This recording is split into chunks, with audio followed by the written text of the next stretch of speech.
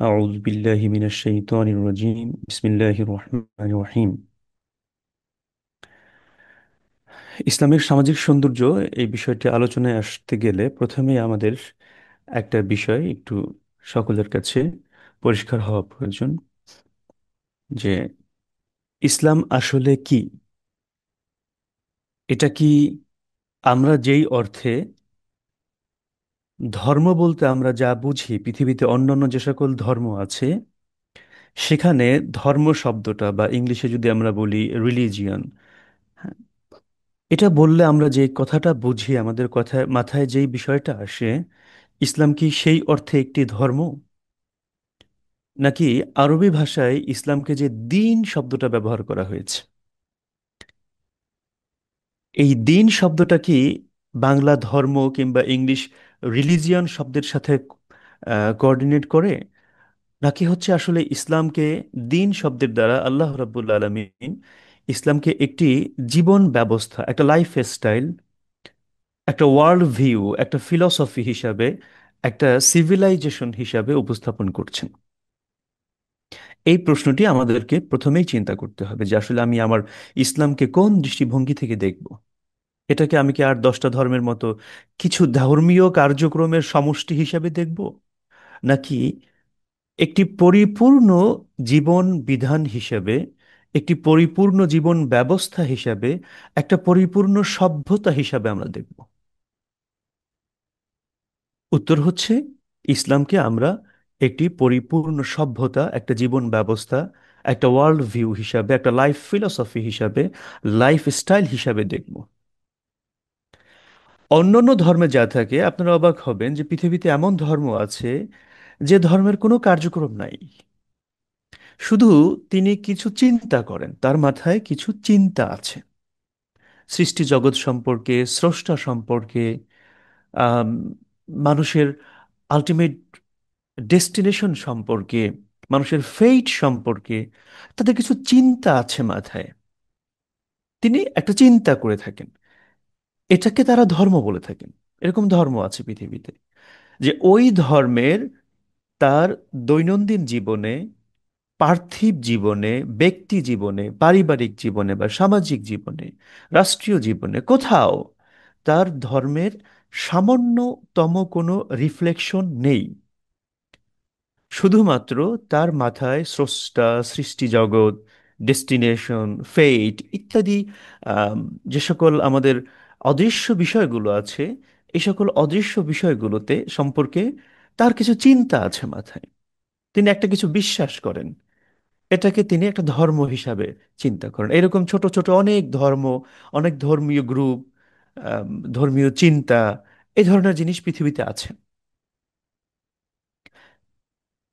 তো আমাদের ইসলামটাকে এরকম কিছু, যে এই আমরা শুধুমাত্র কিছু চিন্তা আর কিছু কার্যক্রমের সমষ্টি, নাকি ইসলাম হচ্ছে আমার পুরো জীবনকে, একদম আমার সেই সকালে ঘুম থেকে ওঠা থেকে শুরু করে আবার ঘুমিয়ে যাওয়া, এমনকি ঘুমের সময়টা পর্যন্তকে, যেই যেই দিন অন্তর্ভুক্ত করে, আমি একটা সেকেন্ডের জন্য, এমনকি আমার মুখ থেকে যে শব্দ বের হচ্ছে এর একটা শব্দ ইসলামের বাহিরে না, আমি একটা শব্দ এমন উচ্চারণ করতে পারবো না যে শব্দটাকে আমি বলতে পারবো যে ইসলাম এই শব্দটার বিষয়ে ইসলামের কোনো বিধান নেই, ইসলামের কোনো দিক নির্দেশনা নেই।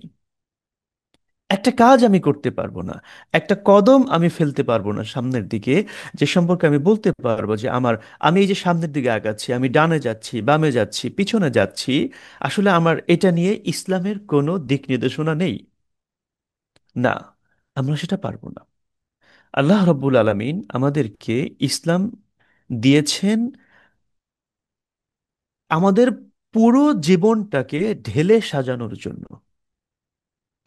আরব দেশে যখন ইসলাম আসে তখন মানুষের জীবনটা আসলে জীবন ছিল না। এটা হচ্ছে অনেকটা মানে প্রাণী জগৎকে আমরা যখন দেখি তারাও তো বেঁচে আছে, তারাও খাওয়া দাওয়া করছে, তারাও তাদের শারীরিক প্রয়োজন মিটাচ্ছে, তারাও তাদের নিরাপত্তা নিয়ে ভাবছে। এই যে এখন আমাদের শীতকাল চলে এসেছে, সেই সাইবেরিয়া থেকে পাখি উড়ে উড়ে আমাদের বাংলাদেশে চলে আসবে কেন? কারণ সাইবেরিয়ার যে ঠান্ডা এটা তাদের জন্য এত ঠান্ডাটা থাকার উপযোগী না, সেটা বুঝে। তার ছোট্ট একটা ব্রেন, আমাদের একটা আঙুলের একটা করের সমান হবে না, এত ছোট একটা ব্রেন। এই ব্রেনের ভিতরে সেই সাইবেরিয়া থেকে বাংলাদেশ পর্যন্ত আসার ম্যাপ সেট করা আছে। তাহলে আমি তাকে কিন্তু বুদ্ধিহীন বলতে পারছি না, সে তার নিরাপত্তাটুকু বুঝতে পারছে। তাহলে আমার সাথে তার পার্থক্যটা কোথায়? পার্থক্য হচ্ছে যে তার জীবনটা খুবই সরল, সেখানে কোনো ক্রিয়েটিভিটি নেই, সেখানে তার কোনো ফিলোসফি নাই। সে কি করছে? সে শুধু জানে আমার ক্ষুধা লাগলে খেতে হবে, আমার যখন নিরাপত্তার প্রয়োজন তখন আমাকে নিরাপদ আশ্রয়ে যেতে হবে, এবং আমার বংশ বিস্তারে আমাকে কাজ করতে হবে। এই তার পুরো জীবনের, মানে জীবনের কাজ। তার জীবন নিয়ে তার আর কোনো প্রশ্ন নেই, আর কোনো চিন্তা নেই। ইসলাম আসার পূর্বে মানব জীবনটা অনেকটা এরকম ছিল, যে জীবন নিয়ে তার কোনো চিন্তা নেই। সে খাচ্ছে, সে ঘুমাচ্ছে, সে তার শারীরিক প্রয়োজন মেটাচ্ছে, সে ব্যবসা বাণিজ্য করছে, আবার একটা সময় মরে যাচ্ছে।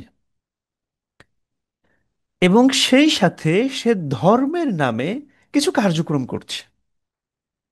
সে মনে করছে সে ধর্ম পালন করছে, সে মূর্তি পূজা করছে, সে মূর্তির সামনে বিভিন্ন পশু জবাই করতেছে, তারা একটা নির্দিষ্ট দিনে বিভিন্ন ধরনের আহ, অনুষ্ঠান করছে, ইত্যাদি ইত্যাদি অনেক কিছু করছে তারা। তারা মনে করছে এটা তার মানে এটা ধর্ম পালন করছে সে। কিন্তু যখন তাকে প্রশ্ন করা হচ্ছে তুমি এটা কেন করছো, তখন তার কাছে কোনো উত্তর নেই। কারণ সে আসলে জীবনটাকে ওইভাবে চিন্তা করেনি। সে যতগুলো কাজ সে করছে, ঠিক পশু পাখি যেভাবে করে, প্রাণী জগতে যেভাবে করে, তাদের কিছু সেট কার্যক্রম আছে, তার জন্য সকল কার্যক্রমগুলো ওইভাবে সেট করা। তাদের কাছে ধর্মটা ছিল এরকম কিছু সেট কার্যক্রম, কিছু সেট রিচুয়ালের নাম। এটার কোনো ব্যাখ্যা ছিল না, কোনো ফিলোসফি, কোনো দর্শন ছিল না এটার। যে তুমি এটা কেন করছো, কোনো উত্তর নেই তার কাছে।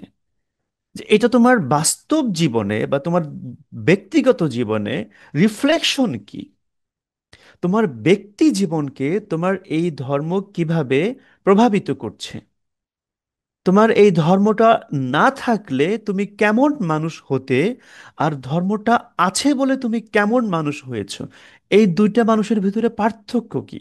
তুমি যদি আজকে থেকে পূজা করা বন্ধ করে দাও, তোমার এই মূর্তি যেগুলো আছে এগুলোকে তুমি যদি এখন ভেঙে ফেলো, তাহলে তোমার ব্যক্তি জীবনে কি কি পরিবর্তন আসবে, তোমার সামাজিক জীবনে কি কি পরিবর্তন আসবে,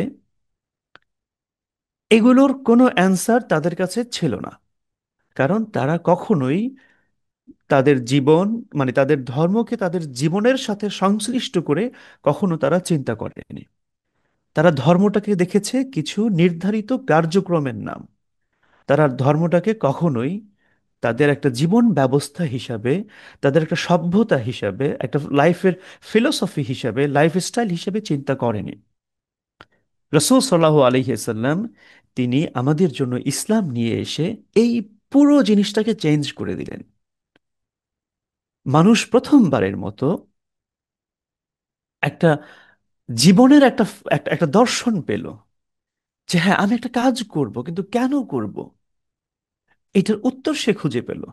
তার প্রতিটা কাজের, প্রতিটা কথার, প্রতিটা স্টেপের, সব কিছুর সে একটা ভ্যালু খুঁজে পেল। যে হ্যাঁ আমি যেই বিশ্বাসের উপরে আছি, মহান আল্লাহ রাব্বুল আলামিন জগৎসমূহের প্রতিপালক, মহান আল্লাহ রাব্বুল আলামিনের উপরে যে আমি বিশ্বাসটা রেখেছি, সেই বিশ্বাসের রিফ্লেকশন হচ্ছে আমার এই কথা, আমার এই কাজ। আমি হারাম খাচ্ছি না, আমি এই জিনিসটাকে হারাম মনে করছি। কেন হারাম মনে করছি? কারণ আমার আল্লাহ রাব্বুল আলামিন অখুশি হবেন এটা করলে। আমি মানুষকে আম, মিথ্যা কথা বলছি না মানুষের সাথে। কেন বলছি না? কারণ আমার আল্লাহ রাব্বুল আলামিন নিষেধ করেছেন। আমি একজন মুসলমান, আমি একজন মুসলমান হয়ে, আমি একজন মুমিন হয়ে, আল্লাহ রাব্বুল আলামিনের আম, তাওহীদের ঘোষণা দেওয়ার পরে আমি মিথ্যা কথা বলতে পারি না। তো এই যে আমাদের যে বিশ্বাসের যে জায়গাটা, সেই জায়গাটাকে আমরা প্রথমবারের মতো আমাদের জীবনে বাস্তবায়ন করার একটা মডেল আমরা ইসলামের মধ্যে খুঁজে পেলাম। আমরা যদি পবিত্র কোরআন থেকে, এই যে আমরা কথাটা বললাম যে আমাদের দিন আসলে কিছু সেট কার্যক্রমের নাম না, কিছু নির্ধারিত বিধিনিষেধ এবং নির্ধারিত কিছু আমল ইবাদতের নাম নয়, বরং পুরো জীবনকে ইনক্লুড করে। এটা যদি আমরা কোরআন থেকে একটু দেখি যে আল্লাহ রাব্বুল আলামিন কিভাবে উপস্থাপন করেছেন, আমরা অবাক হয়ে যাই যে আল্লাহ রাব্বুল আলামিন বিশেষ করে সামাজিক যে জীবনটা আমাদের আছে, হ্যাঁ, ব্যক্তি জীবন বা সামাজিক জীবন, নামাজ রোজার বাহিরে আমি ব্যক্তির সাথে, আরেকজন আমার ভাইয়ের সাথে, আমার বোনের সাথে, আমার বন্ধুর সাথে কিভাবে আমি আচরণ করছি, আমি রাস্তা দিয়ে কিভাবে হেঁটে যাচ্ছি, এই যে আমার যে সামাজিক জীবনটা, এই জীবনটাকে ইসলাম কিভাবে হাইলাইট করেছে, কোরআন কিভাবে হাইলাইট করেছে, আমরা যখন এটা খুঁজতে যাই তখন আমরা অবাক হয়ে দেখি আল্লাহ রব্বুল আলামিন নামাজ, ঈমান ইত্যাদি, অর্থাৎ দিনের মৌলিক বিষয়গুলোর পাশাপাশি, মৌলিক বিষয়গুলোর সাথে সাথে আল্লাহ রাব্বুল আলামিন এই সামাজিক জীবনকে উল্লেখ করেছেন। এটা এত গুরুত্বপূর্ণ। একদম সহজভাবে আমরা যদি বলি যে আল্লাহ রাব্বুল আলামিন আমাদের যখনই সালাতের কথা এসেছে, সালাতের পাশাপাশি সাধারণত আমাদের আহ এবাদত সমূহের ভিতরে কোন এবাদতটার কথা এসেছে, কে বলতে পারবেন? সালাতের কথা যখন আলোচনা হচ্ছে, সালাতের পাশাপাশি আর একটা ইবাদত কোনটার কথা এসেছে? সওমের কথা, জাকাতের কথা, আহ, বা কোনটার কথা এসেছে এরকম? জাকাতের কথা এসেছে।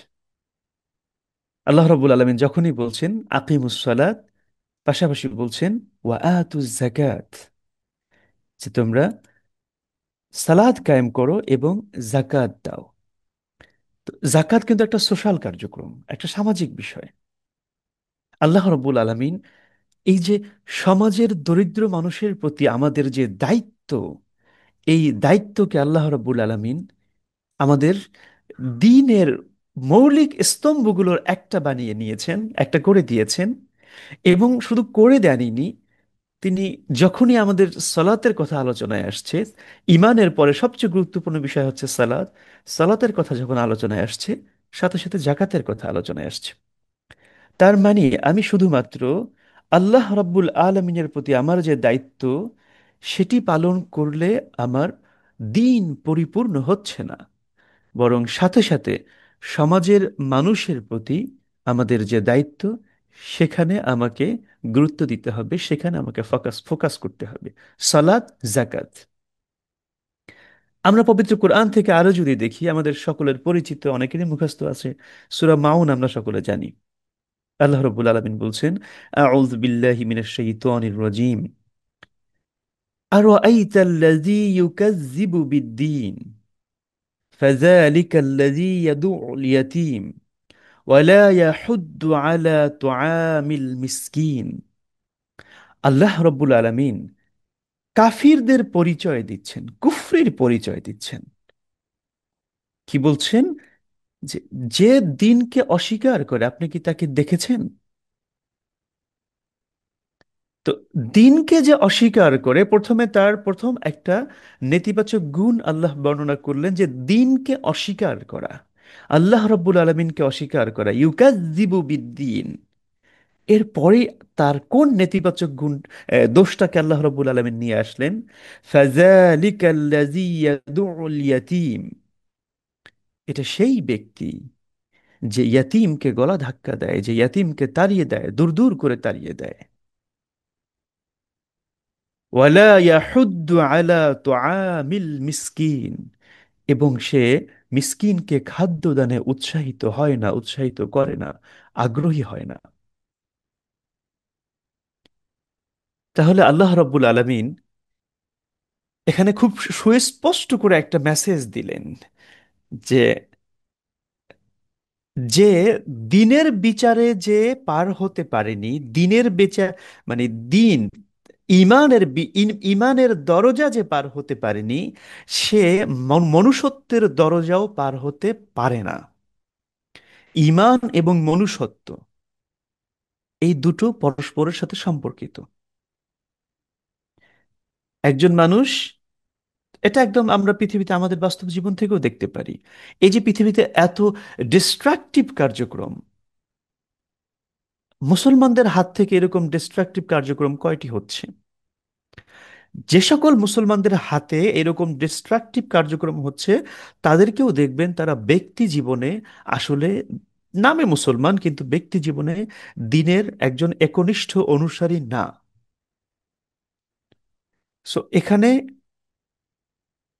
মনুষ্যত্বহীনতা বা অমানবিকতা এর সাথে ইমানের একটা সম্পর্ক আছে। যে ইমান থেকে দূরে থাকলো, তার ভিতরে মনুষ্যত্ব জায়গা পাবে না। সূরার বাকি অংশে আল্লাহ কি বলছেন? ফাওয়াইলুল লিল মুসাল্লিন। আল্লাহ রাব্বুল আলামিন ইমান আনার পরেও যারা নামাজের প্রতি আগ্রহী হচ্ছে না, এখন তাদেরকে তিরস্কার করছেন। কি বলছেন? ফাওয়াইলুল লিল মুসাল্লিন। ওই সকল নামাজীদের জন্য ধ্বংস। তারা ধ্বংস হয়ে যাচ্ছে। কোন নামাজিরা? আল্লাযীনা হুম আন সালাতিহিম সাহুন। যারা তাদের নামাজের ব্যাপারে উদাসীন। ওয়াল্লাযীনা হুম ইউরাউন। এবং যারা মানুষকে দেখানোর জন্য নামাজ পড়ে থাকে। সো যারা নামাজ পড়ছে না ঠিক মতো। আরেকটা হচ্ছে যারা নামাজ হয়তো পড়ছে, কিন্তু নামাজের ভিতরে ইখলাস নাই। সে আল্লাহর ওয়াস্তে নামাজ পড়ছে না, সে নামাজ পড়ছে মানুষকে দেখানোর জন্য, যে আমি নামাজ না পড়লে মানুষ কি বলবে, আমি এত বড় একটা মানুষ, বুড়ো হয়ে গেছি, ছেলে মেয়ে বিয়ে দিয়ে ফেলেছি, এখনো যদি নামাজ না পড়ি তাহলে তো মানুষ খুব খারাপ বলবে, তো যাই একটু নামাজ পড়ে আসি। এরকম যে মানুষকে দেখানোর জন্য নামাজ পড়ছে। তাহলে আল্লাহ রাব্বুল আলামিন মুমিনদের ভিতর থেকে যারা নামাজের বিষয়ে যাদের সমস্যা আছে, তাদেরকে তিরস্কার করার সাথে সাথে ওই ব্যক্তির যারা নামাজের সমস্যা আছে তার কোন জিনিসটাকে নিয়ে আসলেন? ওয়ায়ামনাউনাল মাউন। এবং যারা মানুষকে প্রয়োজনীয় সামগ্রী দিতে অস্বীকার করে। দেখেন, আমাদের নামাজের জন্য আল্লাহ তিরস্কার করলেন যে নামাজে অমনোযোগী, নামাজে সে নিয়মিত না, এবং নামাজ সে মানুষকে দেখানোর জন্য নামাজ পড়ে। এইটা বলে তিরস্কার করার পরে আমার কোন দোষটা আল্লাহ নিয়ে আসলেন? আর সেকেন্ড দোষ, সেটি হচ্ছে আমার ভিতরে মানবিকতা নেই। ইয়ামনাউন আল মাউন। আমি মানুষকে প্রয়োজনীয় সামগ্রী দিতে অস্বীকার করছি। আমার ভিতরে মানবিকতা নেই, সামাজিকতা নেই। তাহলে এখানেও আমরা দেখতে পাচ্ছি সলাতের সাথে ঠিক আকিমুস সালাত ওয়া আতুজ যাকাত, এখানে আল্লাহ রাব্বুল আলামিন যেভাবে আমাকে একদিকে যেমন আল্লাহ রাব্বুল আলামিনের কাছে আমাকে, আল্লাহ রাব্বুল আলামিনের আহ, প্রতি তার তার যে হক সেটি আদায়ে যেভাবে আমাকে নির্দেশ করলেন, সাথে সাথে সমাজের প্রতি অবদান রাখার জন্য, মানবতার উন্নয়নে অবদান রাখার জন্য আমাকে নির্দেশ করলেন, সেই চিত্রটা, একই চিত্রটা আমরা এখানে দেখতে পাচ্ছি। যে আল্লাহ রাব্বুল আলামিন আমাদেরকে সালাতের বিষয়ে আমাদেরকে সাবধান করলেন, সাথে সাথে মানবিকতার বিষয়ে আমাদেরকে সাবধান করলেন যে খবরদার, দুইটা জায়গায় তোমাকে ঠিক করতে হবে। যদি তুমি আমার আমার বান্দাদের অন্তর্ভুক্ত হতে চাও, দুই জায়গায় তোমাকে সংশোধন করতে হবে। একটা হচ্ছে তোমার নামাজ ঠিক করতে হবে, দুই হচ্ছে তোমাকে মানবিক হতে হবে।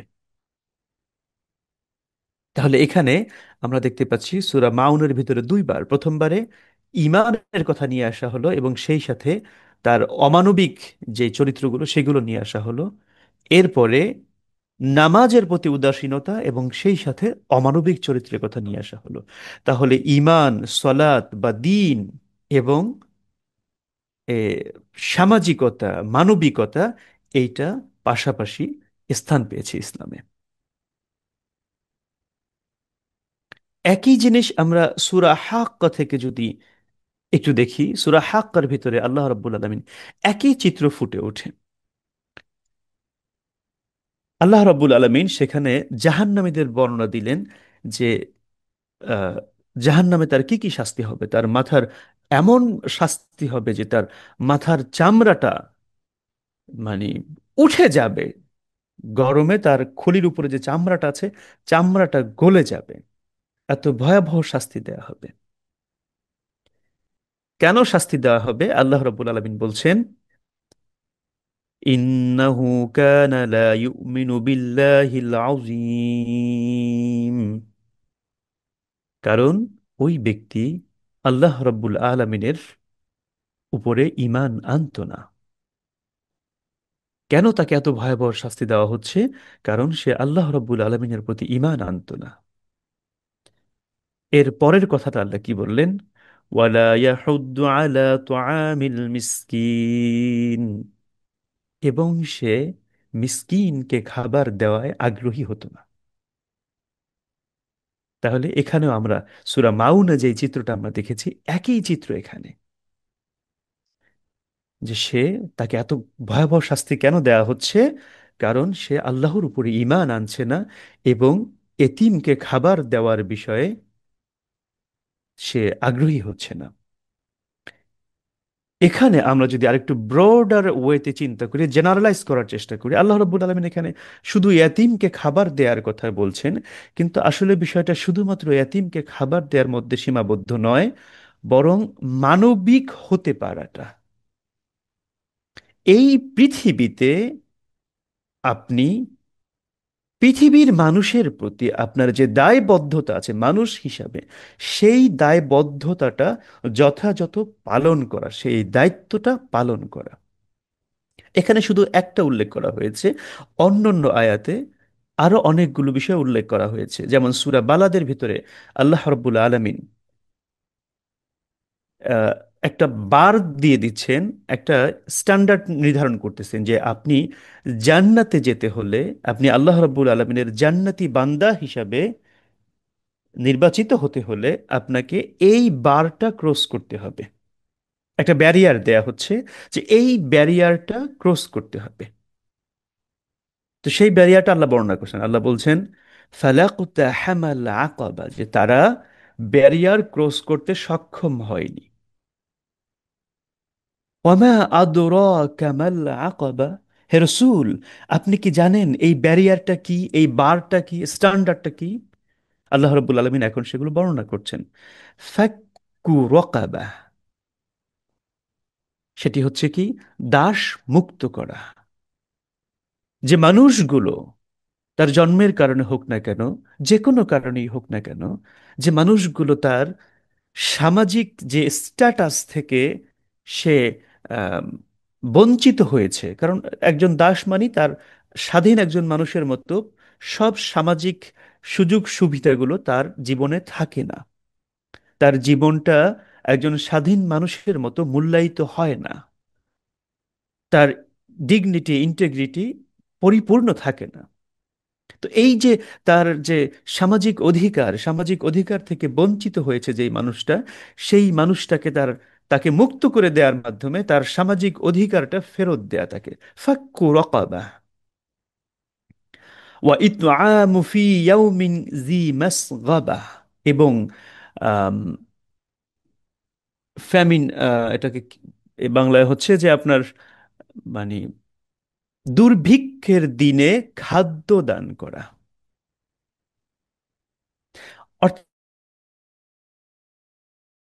অর্থাৎ মানুষের যেদিন খাবার প্রয়োজন, সেই দিন অথবা যেই মানুষটার খাবার প্রয়োজন, সেই মানুষকে খাবার দেয়। আপনি যাদের খাবার প্রয়োজন নেই এমন লোকজনকে ডেকে এনে বাসায় খুব পেট ভরে খাইয়ে দিয়েছেন, আল্লাহ বলতেছেন না, ইতআমুন ফি ইয়াউমিন জি মাসগাবা, যেদিন মানুষ ক্ষুধার তাড়নায় কাতরাচ্ছে সেই দিন তাকে খাবার দেয়া, যার ভিতরে ক্ষুধার চাহিদা আছে তাকে খাবার দেয়া। ইয়াতীমান যা মাকরাবা, এবং যারা নিকটাত্মীয়দের মধ্য থেকে যারা ইয়াতীম আছে তাদেরকে খাবার দেয়া, তাদেরকে আপন করে নেয়া। আও মিসকিনান যা মাতরাবা, অথবা মিসকিনদের মধ্য থেকে যারা সমস্যায় আছে তাদেরকে আপন করে নেয়া, খাদ্য দেয়া। তাহলে সবগুলো মানবিক গুণাবলীর কথা বর্ণনা করা হচ্ছে: দাস মুক্ত করা, আহ, যারা ক্ষুধার যন্ত্রণায় কাতরাচ্ছে তাদেরকে খাবার দেয়া, ইয়াতিমকে সাহায্য করা, মিসকিনকে সাহায্য করা। এরপরে আল্লাহ রাব্বুল আলামিন আনলেন হচ্ছে নামাজের কথা, সবরের কথা, দ্বীনের বিষয়টা তখন নিয়ে আসলো। সুম্মা কানা মিনাল্লাযীনা আমানু ওয়া তাওয়াসাউ বিস-সাবরি ওয়া তাওয়াসাউ বিল মারহামাহ। এখানেও রহমতের কথা নিয়ে আসা হলো, যে এরপরে এই আহ, বার বা স্ট্যান্ডার্ড, এই যে ব্যারিয়ার, এটা কারা অতিক্রম করতে পারছে? যারা ঈমান এনেছে, সবরের সাথে তারা ছিল, এবং তারা ওয়াতাওয়াসাউ বিল মারহামা, পরস্পরকে তারা সহযোগিতার মাধ্যমে তারা পারস্পরিক সুসম্পর্ক গড়ে তুলেছিল। উলাইকা আসহাবুল মাইমানা, এরাই হচ্ছে মাইমানার অন্তর্ভুক্ত, জান্নাতের অন্তর্ভুক্ত। তাহলে আল্লাহ রব্বুল আলামিন সেখানে আমাদেরকে যে ব্যারিয়ার ক্রস করার জন্য যে সকল গুণাবলীর কথা আল্লাহ রব্বুল আলামিন বর্ণনা করলেন, সে সকল গুণাবলীগুলো সব ছিল সামাজিক, মানে দায়িত্ববোধ সম্পর্কিত, মানবিকতা সম্পর্কিত। ঠিক একইভাবে সূরা মাআরিজে আল্লাহ রাব্বুল আলামিন এইরকম সামাজিক দায়িত্ববোধের কথা বর্ণনা করলেন। কিভাবে? সলাতের সাথে সাথে আল্লাহ রাব্বুল আলামিন সেখানেও জাহান্নামীদের বর্ণনা দিচ্ছেন, তাদের কি ধরনের শাস্তি হবে সে সকল শাস্তির বর্ণনা দিচ্ছেন, দিয়ে বলছেন ইল্লাল মুসাল্লিন, তবে এই জাহান্নামে কারা যাবে না? মুসল্লিরা যাবে না, যারা নামাজ আদায় করতো তারা যাবে না। আল্লাযীনা হুম আলা সলাতিহিম দাইমুন, যারা তার নামাজের বিষয়ে দায়িত্বশীল ছিল, সব সময় নিয়মিত নামাজ আদায় করতো। দা ইমুন, সব সময় দাইম ছিল নামাজের উপরে। নামাজের কথা বলার পর পর আল্লাহ রাব্বুল আলামিন কোন গুণাবলীর কথা নিয়ে আসলেন? দেখুন আল্লাহ রাব্বুল আলামিন কত চমৎকার করে আমাদের সামনে আমাদের সামাজিক দায়িত্ববোধগুলোকে সামনে নিয়ে আসছেন। তো আল্লাহ বললেন আল্লাযীনা হুম আলা সলাতিহিম দাইমুন, যারা নামাজের ক্ষেত্রে আহ, তাদের নামাজের ক্ষেত্রে দায়িত্বশীল ছিল, তারা নামাজের ক্ষেত্রে নিয়মিত ছিল। এরপরেই বললেন ওয়াল্লাযীনা ফি আমওয়ালিহিম হাক্কুম মা'লুম, এবং সেই সকল লোকেরা যাদের সম্পদে নির্ধারিত অংশ ছিল। কার জন্য নির্ধারিত অংশ ছিল?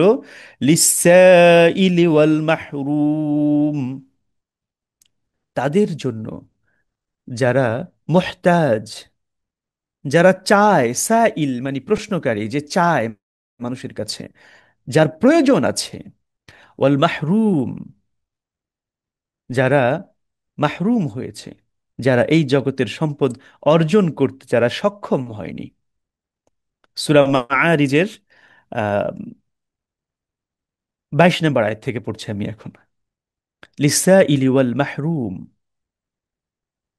ওয়াল, এরপর আল্লাহ রাব্বুল আলামিন আর পরের গুণটা কি? তাহলে আমরা দুইটা গুণ পাচ্ছি: এক নাম্বার নামাজ, দ্বিতীয় নাম্বার হচ্ছে যারা আহ, মানে যে সকল মানুষ তাদের কাছে সাহায্য চায়, বিশেষ করে আর্থিক সাহায্য চায়, এবং যারা চায় না কিন্তু প্রয়োজন এমন মানুষদেরকে আর্থিক সাহায্য করে। তিন নাম্বার ওয়াল্লাযীনা ইউসাদ্দিকুনা বিয়াউমিদ্দিন, যারা কিয়ামত দিবসকে স্বীকার করে। এখানে একটা গুরুত্বপূর্ণ বিষয় হচ্ছে, আমাদের কোরআনের আমাদের তাফসীরের ক্লাসে আমরা এটা আলোচনা করেছি অনেকবার, যে কিয়ামতে বিশ্বাস আর ভালো মানুষ হতে পারা, এই দুটা কিন্তু পরস্পরের সাথে সম্পর্কিত। এবং কোরআনের অন্য জায়গায়, আজকে আমরা সবগুলো হয়তো আলোচনা করতে পারবো না, এইটার ইয়া হচ্ছে শেষ হয়ে যাচ্ছে আলোচনা এই ইয়ার মাধ্যমে। আহ, এরপর আমরা হচ্ছে আমাদের সামাজিক সৌন্দর্যগুলোর কি কি বিষয় আমাদের সামাজিক সৌন্দর্যের নির্দেশনা দেওয়া হয়েছে সেখানে আলোচনায় যাব।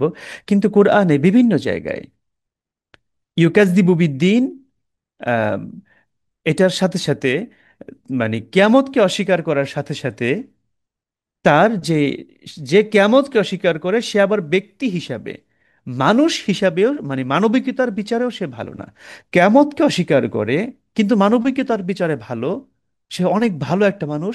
এটা এটা কোরআনের যেই আহ, উপস্থাপন, সেই উপস্থাপনে এই দুইটা জিনিস একত্র হয় না।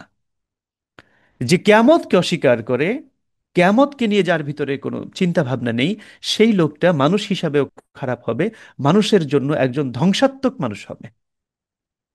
কারণ সে তার আজকের কাজের জন্য আগামীকাল তাকে যে বিচারের মুখোমুখি হতে হবে, এই চিন্তাটা তার ভিতরে নাই।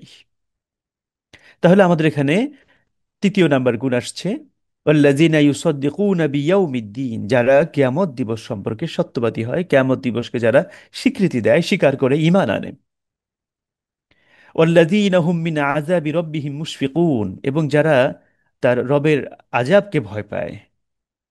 ইন্না আযাবা রাব্বিহিম গায়রু মা'মুন।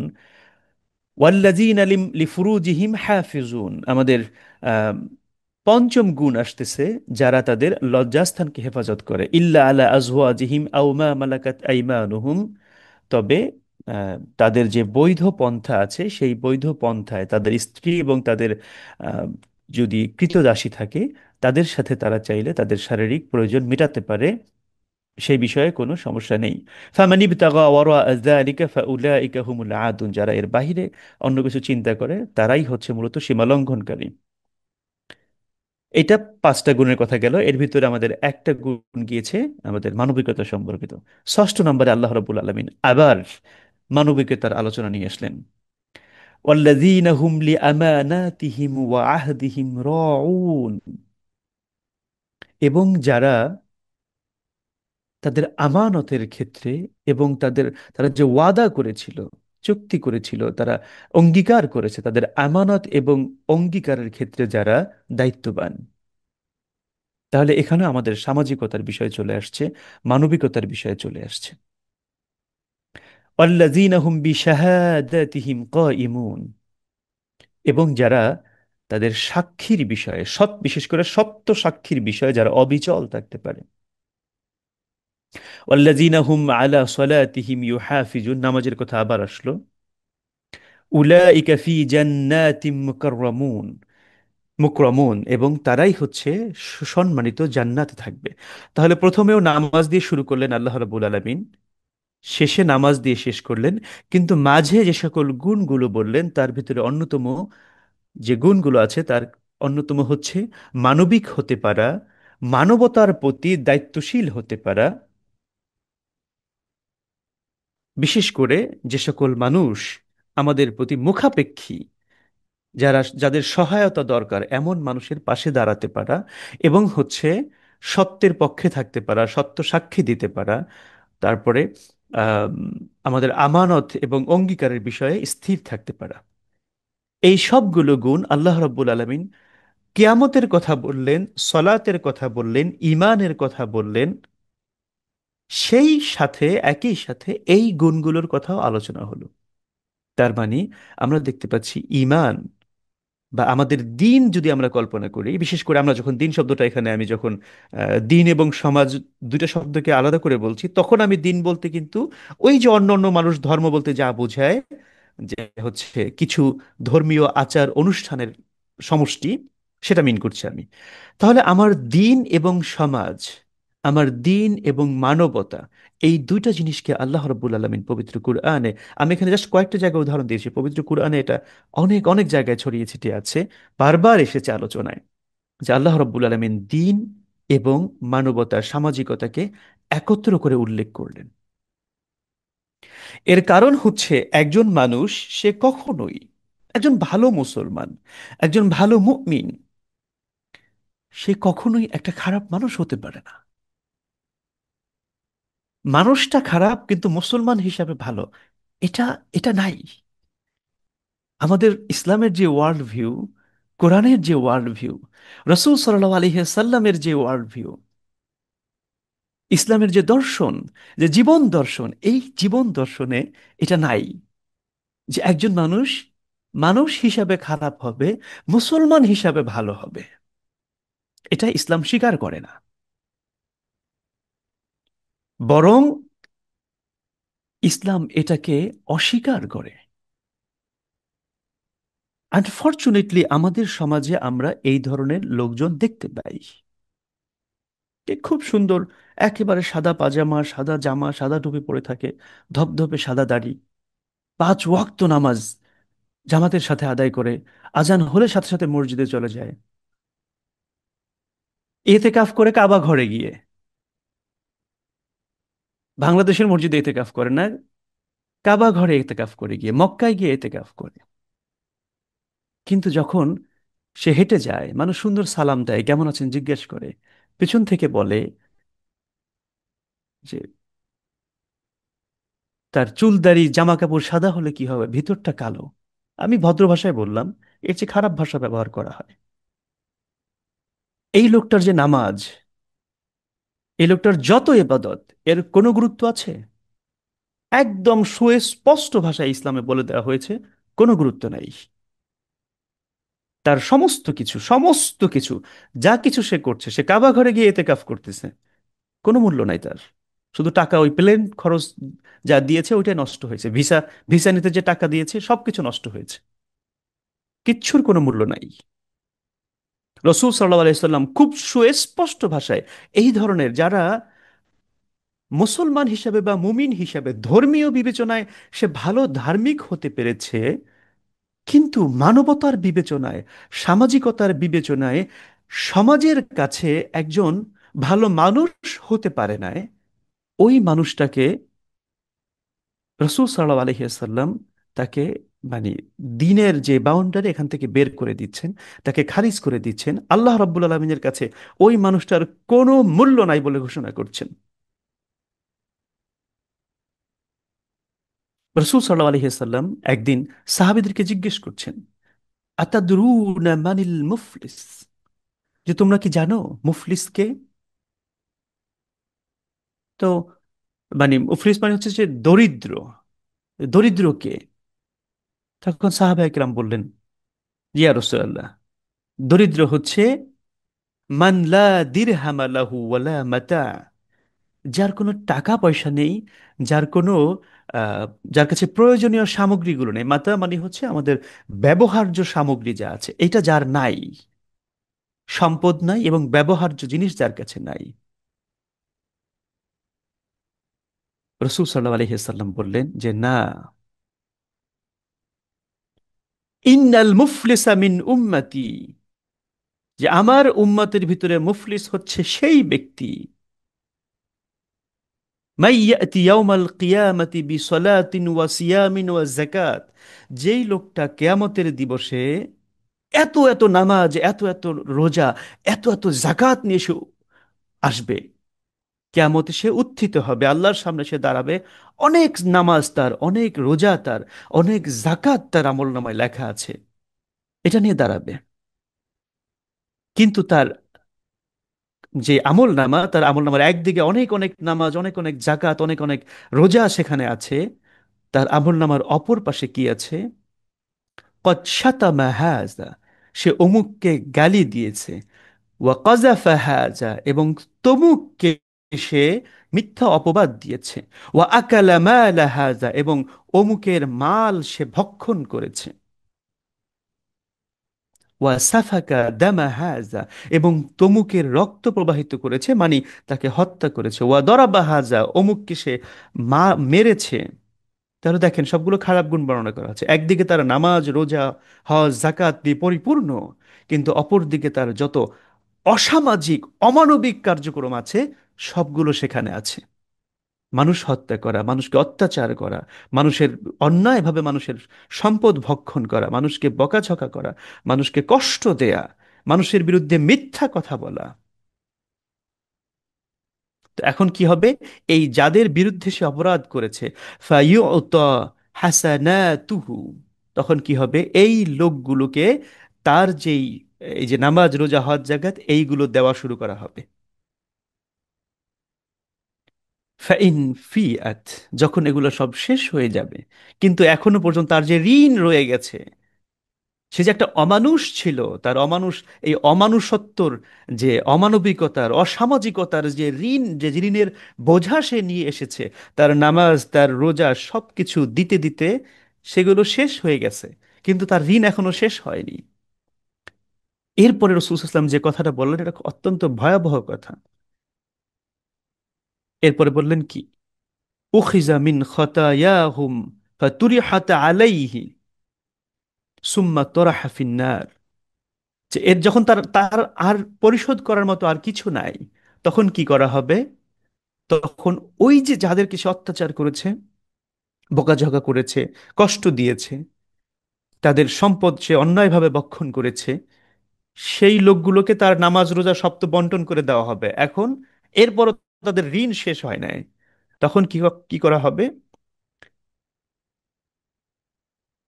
তাদের যেই গুনাহগুলো ছিল, সেই গুনাহগুলোকে ওনার উপরে চাপিয়ে দেওয়া হবে। তাহলে কাবা ঘরে গিয়ে এতেকাফ করে কি হলো? যদি আমি ভালো মানুষ না হতে পারি, যদি আমাকে মানুষ পিছন থেকে বলে যে জামা কাপড় সাদা পরলে কি হবে, তার ভিতরটা পুরোটা কালো, মানুষ যদি আমার সম্পর্কে এমন কথা বলে, তাহলে আমার ওই সাদা জামা কাপড়ে কি লাভ হলো? আমি সারাদিন গিয়ে মসজিদে পড়ে থাকলাম, আজান হওয়ার সাথে সাথে মসজিদে চলে গেলাম, আর মসজিদ থেকে সবার শেষে বের হলাম, কিন্তু মানুষ আমার পিছনে বলল যে মসজিদে পড়ে থাকলে কি হবে, ভিতরে তো আল্লাহ নাই। তাহলে আমার ওই নামাজ দিয়ে কি হবে? ওই মসজিদে পড়ে থাকা দিয়ে কি হবে আমার? রসূল সাল্লাহ আলহিহাল্লাম আমাদের জন্য একদম আহ, মানে খুব স্পষ্ট ভাষায় বলে দিয়েছেন যে যার ভিতরে এই সামাজিকতা, মানবিকতা যার ভিতরে নাই, এই লোকটার ইসলামে জায়গা নাই। আল মুসলিমু মান সালিম আল মুসলিমুনা মিন লিসানিহি ওয়া ইয়াদিহি। আমি নামাজ পড়ছি, রোজা রাখছি, হজ করছি, জাকাত দিচ্ছি, কিন্তু আমার হাত থেকে আমার ভাই যদি মুক্ত হতে না পারে, নিরাপদ হতে না পারে, আমার মুখ থেকে আমার ভাই যদি নিরাপদ না হতে না পারে, তাহলে আমি মুসলমান হতে পারছি না। আমাকে রাসূল সাল্লাল্লাহু আলাইহি ওয়াসাল্লাম মুসলমান হিসেবে অ্যাকসেপ্ট করছেন না। আমার ইসলামের পরিচয়টা তখন আর থাকছে না। তো তাহলে আমি যদি মানে সমাজের কাছে, মানুষের কাছে যদি আমি একটা ভালো মানুষ না হতে পারি, তাহলে আমার নামাজ যত সুন্দর হোক না কেন, আমি মুসলমান হতে পারলাম না, আমার ওই নামাজের কোনো মূল্য নাই।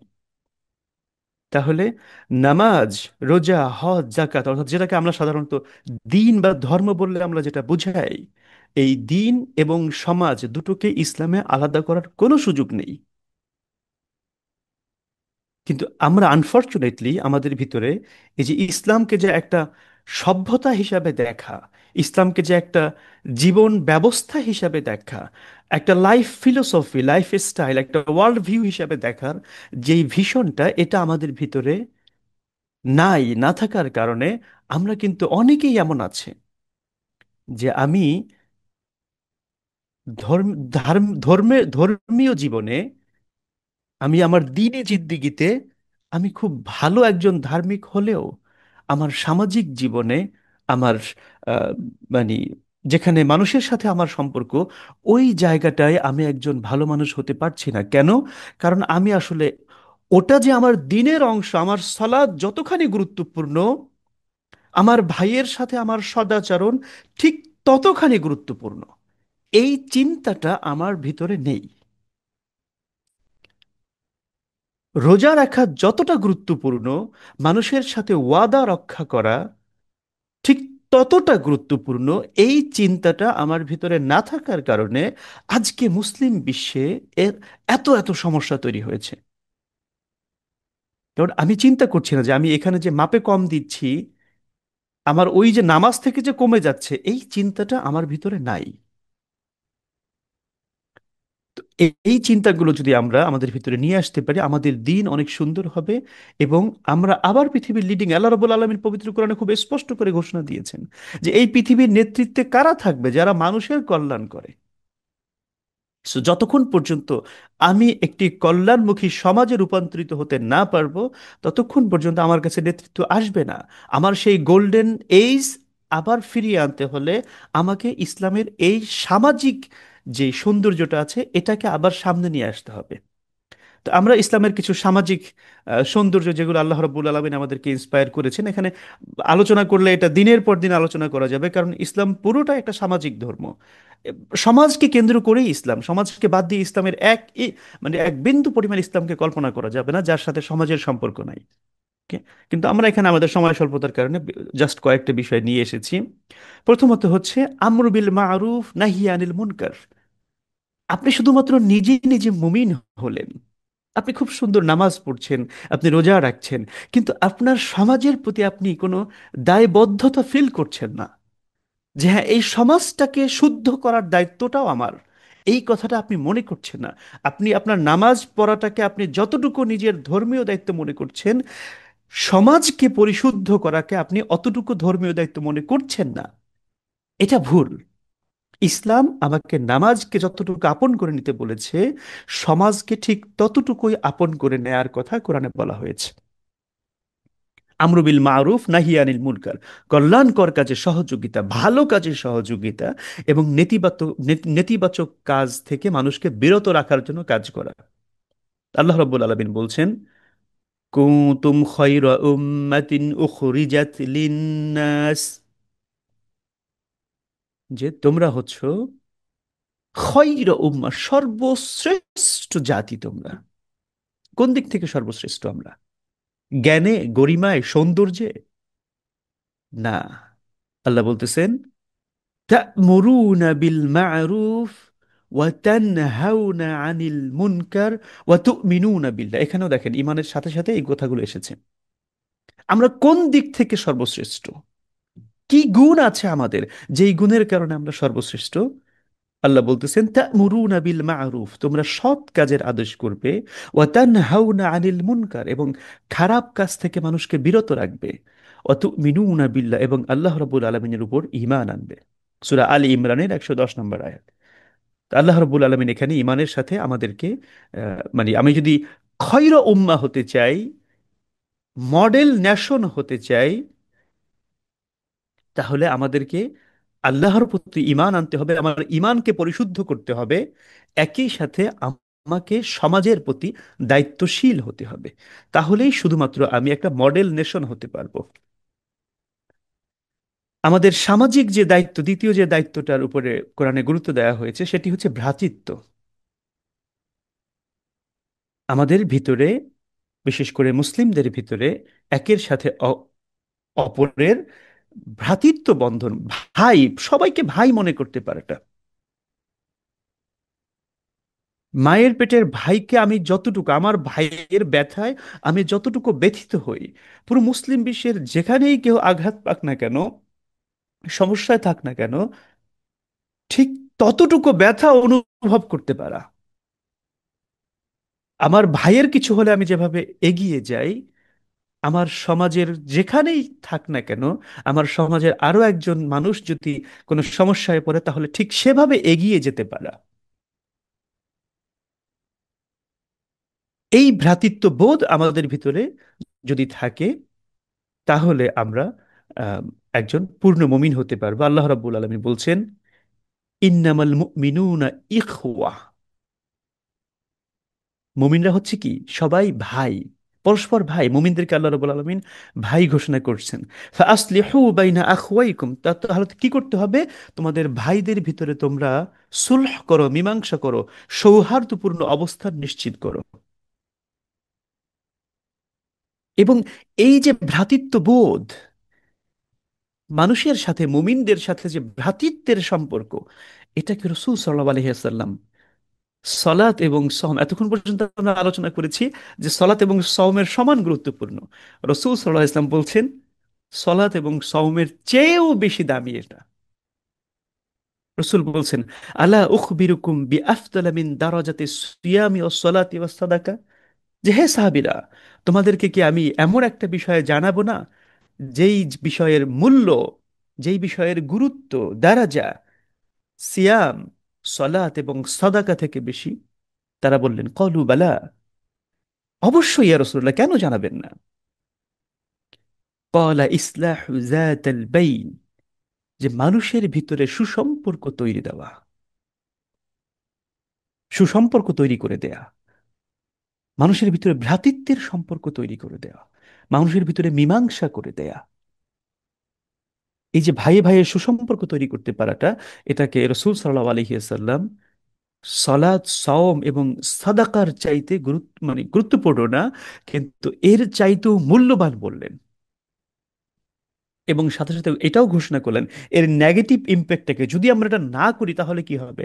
ফাইন্না ফাসাদা যাতিল বাইনি হিয়াল হালিকা, যে যখন এই ভ্রাতৃত্বের সম্পর্ক নষ্ট হয়ে যাবে, যখন ভাইয়ে ভাইয়ে যখন সম্পর্ক খারাপ হয়ে যাবে, এটা তোমাদের জন্য ধ্বংস ডেকে আনবে। আমাদের সামাজিক সম্পর্কের মানে ইসলামের যে সামাজিক সৌন্দর্য, তার আরেকটি সৌন্দর্য হচ্ছে যে ইসলাম পারস্পরিক সহযোগিতা, মীমাংসা, সৌহার্দ্যপূর্ণ সহাবস্থানকে উৎসাহিত করে। মানুষে মানুষে বিরোধকে উৎসাহিত করে না, নিরুৎসাহিত করে। আমরা প্রয়োজনে একটু স্যাক্রিফাইস করে হলেও যেন আমরা নিজেদের ভিতরে আহ, কি করি, একটা সুসম্পর্ক রক্ষা করতে পারি। যে হ্যাঁ, আমার একটা দাবি আছে যে আমি চাইলে এটা নিতে পারি, কিন্তু আমি বুঝতে পারছি যে আমি এটা নিলে আমার যতটুকু উপকার হয়, আমার আরেকজন ভাই আছে, তার জন্য এটা এটা একটা ভাইটাল নিড, তার নেসেসিটি আছে এখানে। তো সে যদি নেয় তাহলে তার অনেক বড় বেশি উপকার হয়। তাহলে আমি নিজের জন্য এতটুকু স্যাক্রিফাইস করে আমার ওই ভাইয়ের উপকারটা করতে পারা, এই যে নিজেকে স্যাক্রিফাইস করে হলেও, নিজের অনেক দাবিকে ছেড়ে দিয়ে হলেও পরস্পরের ভিতরে সুসম্পর্ক রক্ষা করার যেই নীতি আদর্শ আল্লাহ রাব্বুল আলামিন পবিত্র কোরআনে এটাকে উৎসাহিত করেছেন, যেটা আমরা এর আগের আয়াতে দেখেছি, ইন্নামাল মুমিনুনা ইখওয়া ফাসলিহু বাইনা আখওয়াইকুম, বলেছেন আল্লাহ রাব্বুল আলামিন যে তোমরা তোমাদের ভাইদের ভিতরে সুসম্পর্ক তৈরি করে দাও। এবং আমাদেরকে বিবাদ, বিরোধ, পারস্পরিক আহ, দ্বন্দ্ব থেকে আল্লাহ রাব্বুল আলামিন নিরুৎসাহিত করেছেন, আমাদের জন্য এটা হারাম করে দিয়েছেন। ওয়ালা তানাজাউ, তোমরা নিজেদের ভিতরে কি করো না, দ্বন্দ্ব করো না। ফাতাফশালু, তাহলে তোমাদের এই নিজা, তোমাদের যে দ্বন্দ্ব, এটা কি করবে, তোমাদের ভিতরে বিরোধ তৈরি করবে। ওয়াতাযহাবা রিহাকুম, এবং তোমাদের নিজেদের ভিতরে যে সুসম্পর্কটা আছে, সুহৃদ যে সম্পর্কটা আছে, এটা চলে যাবে। সূরা আনফালের 46 নম্বর আয়াত।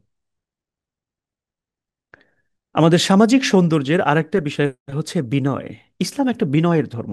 ইসলামে আমি অবাক হয়ে যাই যে আমাদের দায়ী যারা আছেন, যারা মাহফিলের ময়দানে যারা মানুষকে ইসলামের আলোচনা করেন, দাওয়াত দেন, তাদের কারো কারো কণ্ঠ, কারো কারো অ্যাপ্রোচ এমন, এটা অবিশ্বাস্য। একজন মুসলমান কখনোই কর্কশ হতে পারে না। একজন মুসলমানের মুখের ভাষা, একজন মুমিনের মুখের ভাষা, তার আচার আচরণ কখনোই অভদ্র, অসংযত হতে পারে না। এটা ইমানের সাথে সাংঘর্ষিক। ইমান এবং অভদ্রতা, অসভ্যতা, এই দুটো জিনিস একত্রে যায় না, বরং ইমানের সাথে হচ্ছে বিনয়ের সম্পর্ক। সুতরাং আমাদের দায়ীদেরকে আরো অনেক অনেক বেশি বিনয়ী হতে হবে। তাদের কথাবার্তা, তাদের আচার আচরণ, অ্যাপ্রোচ, দাওয়াত ইত্যাদি ক্ষেত্রে তাদেরকে বিনয়ী হতে হবে। বিনয় এটা ইমানের সাথে বিনয়ের একটা সম্পর্ক আছে। আল্লাহ রব্বুল আলমিন মানে আহ, রহমানের এটা কি বলে, আবেদ, অর্থাৎ আল্লাহ রব্বুল আলমিন তার নিজের বান্দা, যে আল্লাহর বান্দা, আল্লাহর বান্দা পরিচয় দিতে গিয়ে আল্লাহ রব্বুল আলমিন বিনয়কে সাথে নিয়ে এসেছেন।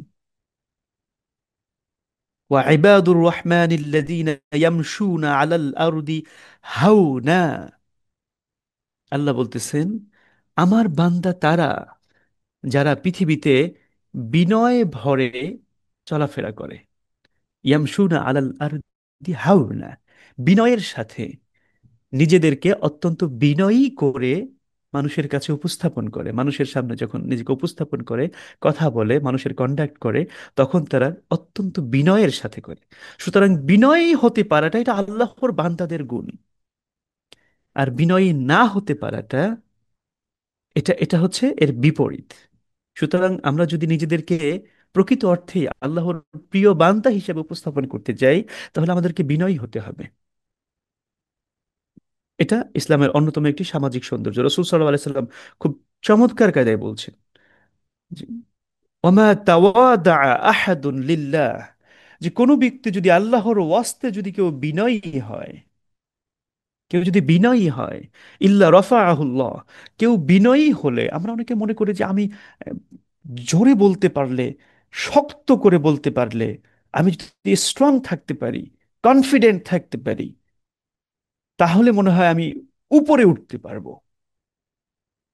কিন্তু রসূল সাল্লাল্লাহু আলাইহি ওয়াসাল্লাম বলছেন যে না, তুমি বিনয়ের জন্য, বিনয়ের খাতিরে, বিশেষ করে আল্লাহ রাব্বুল আলামিনের রাহে তুমি যত ছোট হবে, আল্লাহ তোমাকে অত বড় করে দিবেন। ওয়ামা তাওয়াদা আহাদুন লিল্লাহি, কেউ যদি আল্লাহর জন্য বিনয়ী হয়, ইল্লা রাফাআহুল্লাহ, আল্লাহ তাকে কি করবেন? উপরে উঠিয়ে দিবেন। আমাদের সামাজিক সৌন্দর্যের, ইসলামের সামাজিক সৌন্দর্যের আরেকটি বিষয় হচ্ছে মানুষ সম্পর্কে উত্তম ধারণা রাখা। এটা সামাজিক ব্যাধিগুলোর একটা, যে মানুষ সম্পর্কে খারাপ ধারণা। হ্যাঁ, মানে আমাদের সমাজে যে সকল কারণে মানুষের সম্পর্ক নষ্ট হয়, তার মধ্যে অন্যতম হচ্ছে যে মানুষ সম্পর্কে খারাপ ধারণা। আপনি যখন মানুষ সম্পর্কে নেতিবাচক ধারণা করতে শুরু করবেন, তখন আপনার অন্তরটা আস্তে আস্তে ছোট হতে থাকবে। আপনি সমাজটাকে যত খারাপ করে দেখবেন, মানে আপনি সমাজের দিকে যত নেগেটিভ দৃষ্টিভঙ্গি থেকে তাকাবেন, তত বেশি আপনার জন্য সমাজটা অত বেশি ছোট হয়ে যাবে। আপনার অন্তরটা অত বেশি হীনমন্যতায় ভুগবেন, আপনি তত বেশি আপনার অন্তর অত বেশি ছোট হয়ে যাবে, ন্যারো হয়ে যাবে। হযরত ওমর রাদিয়াল্লাহু তাআলা খুব সুন্দর করে এটা বলেছেন, যে মানে তিনি মুমিনের গুণ বর্ণনা করতে গিয়ে এভাবে বলেছেন যে একজন মুমিন তার আর একটা মুমিন ভাইয়ের কোনো কথাকে যতক্ষণ পর্যন্ত পজিটিভলি ন্যারেট করা যায়, অতক্ষণ সেটা সম্পর্কে পজিটিভ ধারণা রাখবে। এবং তিনি শেষে বলেছেন কি, ওয়া আনতা তাজিদু লাহা ফিল খাইরি মুহমারা, তুমি যদি ভালো চিন্তা, কেউ একটা কথা বলেছে, এখন আপনি এটাকে নেগেটিভলিও চিন্তা করতে পারেন, পজিটিভলিও চিন্তা করতে পারেন। হযরত ওমর বলছেন একজন মুমিনের কাজ হচ্ছে তার মুমিনের আরেক মুমিন ভাইয়ের মুখ থেকে যে সকল শব্দ বের হচ্ছে, এটাকে যতক্ষণ সম্ভব সেটাকে পজিটিভলি ইন্টারপ্রেট করা। এবং শেষে বললেন যে তুমি যদি পজিটিভ ইন্টারপ্রেট করতে চাও, তাহলে ওয়া আনতা তাজিদু লাহা ফিল খাইরি মুহমালান, তুমি এটাকে পজিটিভলি ইন্টারপ্রেট করার কোনো না কোনো ওয়ে পাবেই। ঠিক আছে? তো আমাদের সবসময় মানুষ সম্পর্কে ভালো ধারণা রাখা, কেউ যদি একটি কথা বলে, ওই কথাটা তিনি, তাকে একটা ভালো কথা হিসাবে সেটাকে ইন্টারপ্রেট করার চেষ্টা করা। হ্যাঁ, যখন সুস্পষ্টভাবে কেউ খারাপ কাজ করে বা খারাপ কোনো কিছু করে, কারো ক্ষতি করে, সেটা ভিন্ন জিনিস। কিন্তু যতক্ষণ পর্যন্ত একজন মানুষ সম্পর্কে আমার কাছে সুস্পষ্টভাবে তার কোনো নেতিবাচক কোনো কিছু আমার সামনে ফুটে না ওঠে, ততক্ষণ পর্যন্ত তার সম্পর্কে পজিটিভ ধারণা রাখা। আল্লাহ রাব্বুল আলামিন নিষেধ করেছেন নেগেটিভ ধারণা থেকে, হারাম করে দিয়েছেন। ইয়া আইয়ুহাল্লাযীনা আমানু ইজতানিবু কাসীরাম মিনাজ জন, আল্লাহ বলতেছেন তোমরা কি করো, মানে ধারণা থেকে তোমরা বিরত থাকো। ফা ইন্না বা'দাজ জন্নি ইসমুন, কিছু কিছু ধারণা আছে যেটা গুনাহ হয়। আপনি কিছুই করছেন না, জাস্ট একটা মানুষ সম্পর্কে একটা নেগেটিভ ধারণা করছেন, যেটা তার মধ্যে নাই, আপনার গুনাহ হচ্ছে। চিন্তা করেন, মানে এটা আমরা এভাবে কখনো ভাবি যে মানুষ সম্পর্কে খারাপ ধারণা রাখাটা গুনাহের কাজ? রসুল ইসলাম তো এটাকে আরো বড় করে বলেছেন, যে কারো সম্পর্কে মানে খারাপ ধারণা রাখা, এটাকে রসুল ইসলাম আকজাবুল হাদিস বলেছেন। ইয়াকুম ওয়াজ্জান, যে তোমরা ধারণা করা থেকে বিরত থাকো। ফাইন্নাজ জন্না আকযাবুল হাদিস, মানুষ সম্পর্কে ধারণা করা এটা সবচেয়ে বড় মিথ্যা। আমি মুখে যে মিথ্যা কথা বলছি, তার চাইতেও কারো সম্পর্কে আমি খারাপ ধারণা রাখছি, এটাকে রসুল সাল্লাহ ইসলাম আরো বড় মিথ্যা বলছেন। সুতরাং আমাদেরকে যদি প্রকৃত অর্থে মুমিন হতে হয়, রসুল সাল্লাহ আলাইস্লামের চরিত্রে যদি চরিত্রবান হতে হয়, মানুষ সম্পর্কে খারাপ ধারণা থেকে বিরত থাকতে হবে, এবং এইটা ইসলামের একটা সামাজিক সৌন্দর্য। এরপরে হচ্ছে পারস্পরিক মর্যাদা। আমরা মুমিন হিসাবে, মানুষ হিসাবে প্রত্যেকের যে মানে মানুষ হিসেবে তার যে মর্যাদা আছে, সেই মর্যাদাটাকে দিতে হবে। আল্লাহ রাব্বুল আলামিন বলছেন, ইয়া আইয়ুহাল্লাযীনা আমানু লা ইয়াসখার কওমিন মিন কওম, হে মুমিনরা, তোমাদের একটা গ্রুপ যেন আর একটা গ্রুপকে তুচ্ছ তাচ্ছিল্য না করে। আল্লাহ বলতেছেন যে হতে পারে যে তুমি যাকে তুচ্ছ তাচ্ছিল্য করছো সেই লোকটা তোমার চাইতেও মর্যাদাবান। তাহলে আমরা আরেকজনকে তুচ্ছ তাচ্ছিল্য মানুষ হিসাবে, এটা কিন্তু সমাজে যে সকল কারণে মানুষের ভিতরে বিভেদ তৈরি হয়, সমাজে ক্যাওস তৈরি হয় যে সকল কারণে, তার ভিতরে অন্যতম হচ্ছে এই পারস্পরিক মর্যাদা না থাকা। আমি যখন আমার ভাইকে তার প্রাপ্ত মর্যাদা না দিব, অন্ততপক্ষে সে যত দরিদ্র হোক, হত দরিদ্র হোক, ইয়াতিম হোক, এমন কি যে আপনার কাছে হাত পাচ্ছে, আপনার দিকে তার হাত বাড়িয়ে দিয়েছে সাহায্যের জন্য, ওই লোকটাকেও আপনি যখন মানুষ হিসাবে তাকে সম্মানটা করবেন, তখন সমাজে একটা সৌন্দর্য তৈরি হবে। সবাই যদি এইভাবে করে, হ্যাঁ সে হাত পেতেছে, সে সহায়তা চাচ্ছে, আপনি তাকে সহায়তা করতে পারলে করলেন, না করতে পারলে নাই। আপনি যদি না করতে পারেন, তার দিকে একটা মুচকি হাসি দিয়ে সুন্দর করে আপনি তার দিকে একটু মাথাটা ঝুঁকিয়ে দিলেন, সে বুঝতে পারলো যে না, আপনি এই মুহূর্তে দিতে অক্ষম, অথবা দিতে চাচ্ছেন না, তাড়াহুড়ো আছে, যাই থাক না কেন, আপনি তাকে এই যে তার প্রতি একটা সুন্দর একটা আচরণ করলেন, এর মাধ্যমে তার ভিতরে তার অন্তরটা ভালো লাগবে তার কাছে, যে না, সে আমাকে ছোট করে দেখে নাই। আর সে আপনার দিকে হাত পাতে দিল, আপনি কোন আস্তে করে এরকম যদি আপনার গায়ে তার হাতটা লাগে, আবার আপনি শরীরটা সরিয়ে নিলেন, এই যে আপনি তাকে তাচ্ছিল্য করলেন, এটা আপনার ইমান বিরোধী একটা কাজ হলো। এটা মুমিনের চরিত্রের সাথে যায় না। আল্লাহ রাব্বুল আলামিন এই কথাটা কখন বলছেন?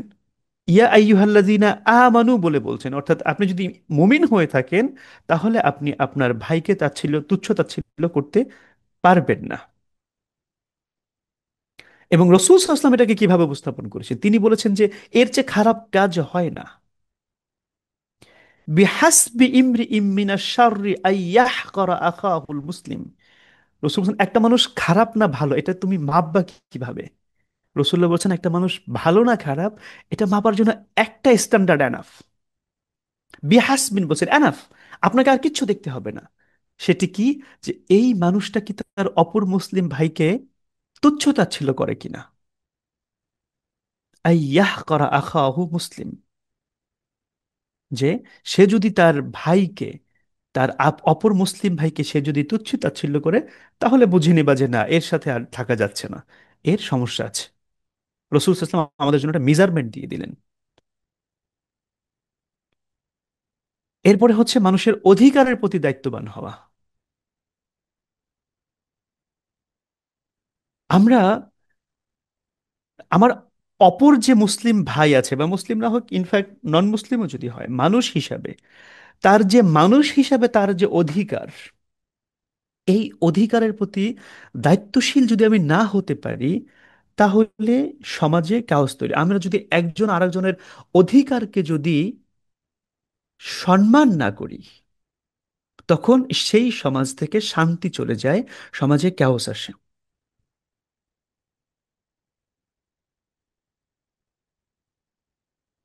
রসুল সাল্লাহ আলাইসাল্লাম এভাবে বলেছেন যে মানুষের অধিকার মানুষকে ফিরিয়ে দিতে হবেই।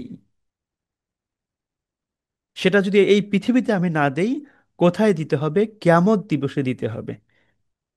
সমস্ত, এবং শুধু মানুষ না, সমস্ত সৃষ্টিজীব, এমনকি বলেছেন কি যে শি- শিং ছাড়া, রসুল সাল্লাল্লাহু আলাইহি ওয়াসাল্লাম এভাবে উদাহরণ দিয়েছেন যে এমন কি শিং ছাড়া ছাগল, তার মানে হচ্ছে সেটা দুর্বল। যার শিং আছে তার সামনে শিং ছাড়া ছাগলটা দুর্বল। রসুল ইসলাম বলছেন যে এই শিং শূন্য, শিংহীন যে ছাগলটা, সেই ছাগলটার অধিকারও শিংওয়ালা ছাগলটার কাছ থেকে বুঝে নেওয়া হবে কেয়ামতের দিবসে। তাহলে আজকে আমরা যে মানুষের অধিকার থেকে, মানে মানুষের যে আমার কাছে প্রাপ্তি ছিল, সেই প্রাপ্তি থেকে যদি আমরা মানুষকে বঞ্চিত করি, কোনোভাবে এটা থেকে পার পাওয়ার কোনো সুযোগ নেই।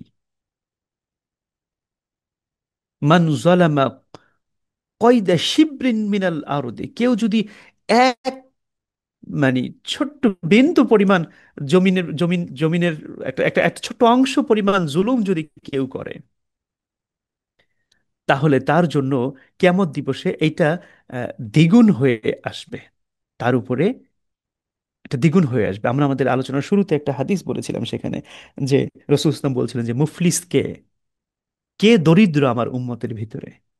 সেখানে রসুল ইসলাম খুব স্পষ্ট করে বলে দিয়েছেন যে যারা মানুষের অধিকারের প্রতি সচেষ্ট না, যারা মানুষকে অত্যাচার করেছে, মানুষকে বকাঝকা করেছে, কষ্ট দিয়েছে, সেই মানুষটাই হচ্ছে কি কেয়ামতের দিবসে সবচেয়ে দরিদ্র হয়ে দাঁড়াবে। কেন? কারণ তার সমস্ত কিছু সেদিন হারিয়ে যাবে। তাহলে এই যে মানুষের প্রতি মানুষের আমাদের অধিকারের প্রতি সচেতন হতে পারাটা, এটা ইসলামের একটি সামাজিক, আমাদের মুমিনদের একটি দায়িত্ব এবং ইসলামের একটি সামাজিক সৌন্দর্য এটা। তারপরে মানুষের গোপনীয়তার প্রতি শ্রদ্ধাশীল হওয়া, এ বিষয়ে আমরা অনেক আলোচনা শুনে থাকি। আহ, যে গীবত না করা, এবং হচ্ছে মানুষের, আল্লাহ রব্বুল আলামিন বলেছেন কি, লা তাজাসসু, যে তোমরা কি করবে না, মানুষের আহ, গোপন জিনিস অনুসন্ধান করবে না। এটা ইসলামে হারাম। মানুষের গোপনীয়তা অনুসন্ধান করা যাবে না।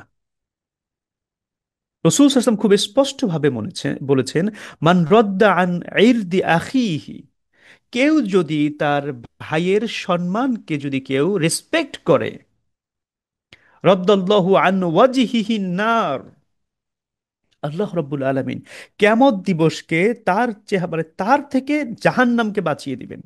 কেউ যদি তার কোনো ভাইয়ের সম্মানকে বাঁচিয়ে দেয়, তার ভাইয়ের সম্মানকে কেউ যদি ডিফেন্ড করে, আল্লাহ রাব্বুল আলামিন কিয়ামতে তার থেকে আগুনকে ডিফেন্ড করবেন, আগুনকে তার থেকে মানে তাকে আগুন থেকে বাঁচিয়ে রাখবেন, আগুন থেকে তাকে ডিফেন্ড করবেন।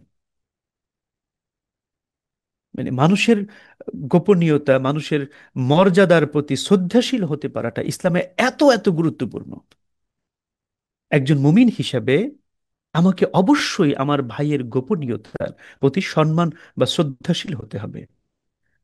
রাসূল সাল্লাল্লাহু আলাইহি ওয়াসাল্লাম খুব স্পষ্ট করে ঘোষণা করেছেন, মান সাতারা মুসলিমান সাতারাহুল্লাহ, কেউ যদি তার ভাইয়ের আহ, মানে কোনো দোষ তার জানা আছে কিন্তু তাকে অসম্মান না করার জন্য সে যদি ওটাকে ঢেকে ফেলে, সে যদি সেটাকে লুকিয়ে ফেলে, আল্লাহ রব্বুল আলমিনও তাকে কিয়ামতের দিন তার অনেক গুনাহকে লুকিয়ে ফেলবেন। এবং এর বিপরীত যেটা আছে, সেটাকে রসুল সাল্লাল্লাহু আলাইহি ওয়াসাল্লাম, এটা খুব কঠিন কথা যে, মানে এর বিপরীত আচরণ যেটা, অর্থাৎ মানুষের গোপনীয়তার প্রতি, মানুষের সম্মানের প্রতি, ভাইয়ের সম্মানের প্রতি শ্রদ্ধাশীল না হতে পারাটা, রসূল সাল্লাল্লাহু আলাইহি ওয়াসাল্লাম এটাকে ইমানের বিপরীত হিসেবে উপস্থাপন করেছেন। রসুল্লাহ বলতেছেন, ইয়া মাশারা মান আমানা বিলিসানিহি ওয়ালাম ইয়াদখুলিল ঈমান কলবা। রসুল্লাহ দেখেন সম্বোধন করছেন কিভাবে, যে হেই গ্রুপ, হেই মানুষ, এ মানুষরা যারা মুখে ঈমান এনেছো কিন্তু অন্তরে ঈমান প্রবেশ করে নাই। এরপরে রসুল্লাহ এই কথাগুলো বলবেন, কিন্তু তিনি প্রথমে সম্বোধনটা কি করতেছেন, যে হে মানুষরা যারা মুখে ঈমান আনছো কিন্তু অন্তরে তোমাদের ঈমান প্রবেশ করে নাই, লা তাত্তাবিউ আওরাতিল মুসলিমিন, খবরদার তোমরা মুসলমানদের গোপনীয়তার পিছু পিছু মানে পিছা করবে না। তোমরা মানুষের গোপনীয়তা কখনো কি করবে না, অনুসরণ করে বেড়াবে না। তাহলে মানুষের গোপনীয়তা অনুসরণ করে বেড়ানো, এটা যে করে বুঝতে হবে তার ভিতরে এখনো ঈমান প্রবেশ করে না, সে মুখে মুসলমান হয়েছে। এটা রাসূলুল্লাহ সাল্লাল্লাহু আলাইহি ওয়াসাল্লাম বলছেন, এটা আমাদের কথা না। রাসূলুল্লাহ বলতেছেন যে হে যারা মুখে ঈমান এনেছো কিন্তু এখনো ঈমান তোমাদের অন্তরে ঢুকে নাই, তাদেরকে বলছি তোমরা মানুষের গোপনীয়তার পিছনে ছুটবে না। তার মানে হচ্ছে কি, যে গোপনীয়তার পিছনে ছোটা এটা ঈমানের সাথে সাংঘর্ষিক। যার অন্তরে ঈমান নাই সেই শুধুমাত্র এটি করতে পারে। এরপরে হচ্ছে মানুষের কল্যাণে কাজ করা, মানুষের কল্যাণ কামনা করা।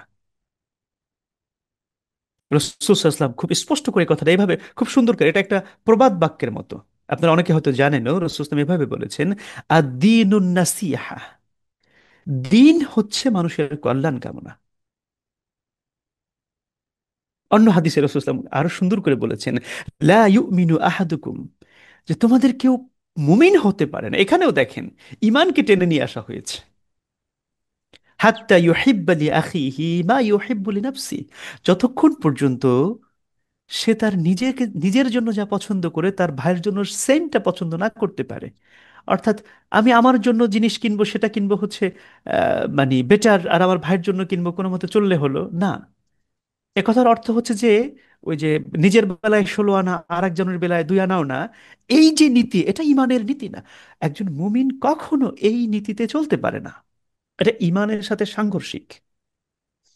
রসূল সাল্লাল্লাহু আলাইহি ওয়াসাল্লাম বলছেন যে লা ইউমিনু আহাদুকুম, তোমাদের একজন মুমিন হতে পারে না যতক্ষণ পর্যন্ত সে নিজের জন্য 16 আনা তার ভাইয়ের জন্য 16 আনা মানে সিস্টেমে বিশ্বাস না করে। যারা নিজের জন্য 16 আনা অন্যের জন্য 2 আনাও না, এই নীতিতে যারা চলে তারা মুমিন হতে পারে না। এবং আম, আমাদের আজকের সর্বশেষ যে বিষয়টা নিয়ে আমরা ছোট্ট করে আলোচনা করে আমরা শেষ করে দিচ্ছি, সেটি হচ্ছে সত্যবাদিতা। ইসলামের অত্যন্ত গুরুত্বপূর্ণ একটি গুণ হচ্ছে সত্যবাদিতা। একজন মুমিন কখনো মিথ্যুক হতে পারে না, মানে মিথ্যা কথা মুমিনের মুখ থেকে বের হবে, এটা এটা এটা হতে পারে না। এটা জাহান্নামীদের গুণ মিথ্যা, আর সত্যবাদিতা হচ্ছে জান্নাতীদের গুণ। রাসূল সাল্লাল্লাহু আলাইহি ওয়াসাল্লাম বলছেন, আলাইকুম বিসিদকি, তোমাদের উপর ফরজ বা দায়িত্ব হচ্ছে সত্যের উপর থাকা।